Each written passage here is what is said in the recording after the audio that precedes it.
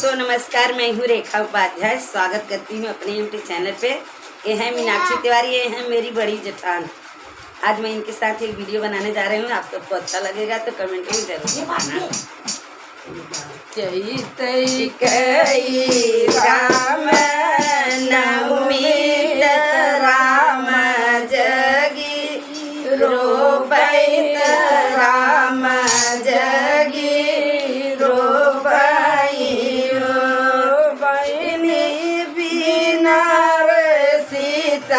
के जग सोन कलश के न गोठई कलश के न गोठइयो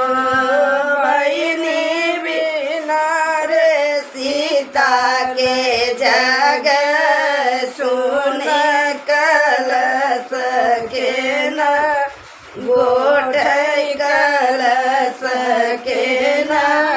गोठइयो सोन के खरउआ राजा रामचंद्र गुरु से रज कर गुरु से रज कर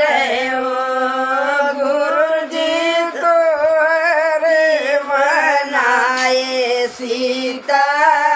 मैया मनाई ले याव मनाई ले याव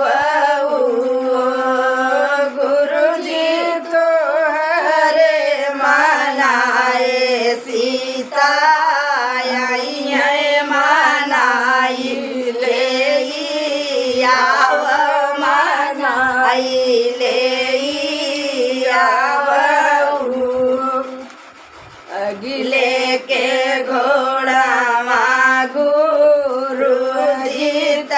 पछिले वशिष्ठ मुनि पछिले वशिष्ठ मुनि ओ बहिनी रे बछेड़े लक्ष्मण देवरात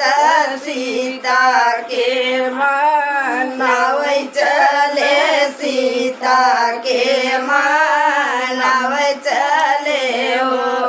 बहिनी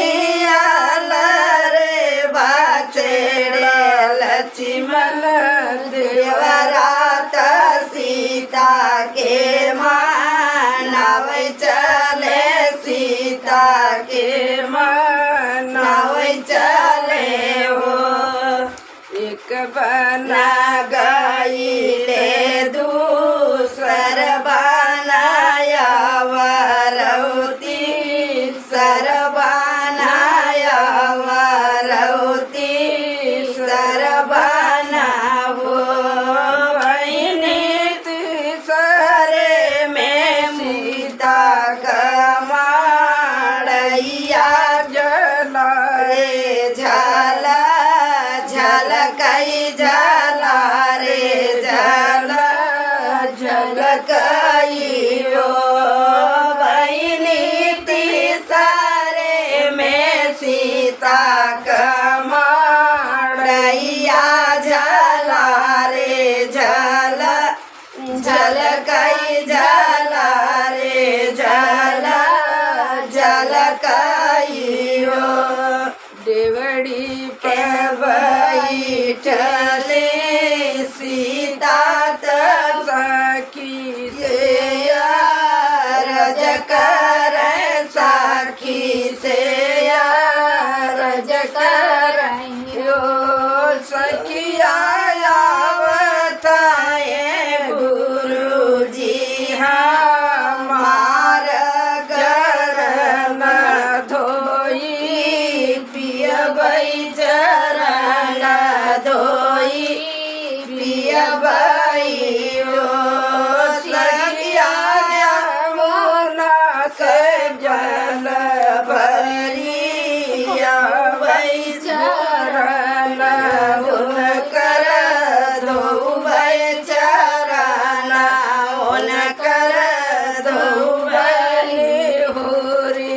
पैया लगबई नेवरी पैया लगबई हो इतने वचन सीता तोहरे सर्व गुण यागर सरब गुण यागर हो सीता कहल मोर मानव अयोध्या में चलती हुआ अयोध्या में चलती सीता एक कहल मोर मनती हुआ अयोध्या में चलती हुआ अयोध्या में चलती सीता नोहरी नाम जगी सुन कलश के न गोठई कलश के न गोठई हो सीता तो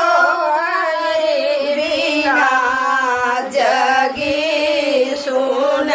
कलश के न गोठई कलश के न गोठई हो तोहरा कहल गुरुजी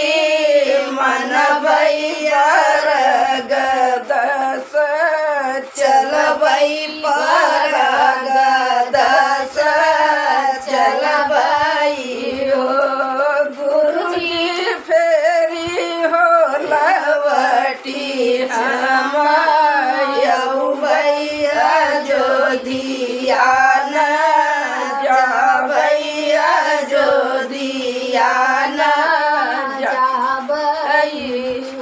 राम जे घर से निकाले तगड़ुए रब से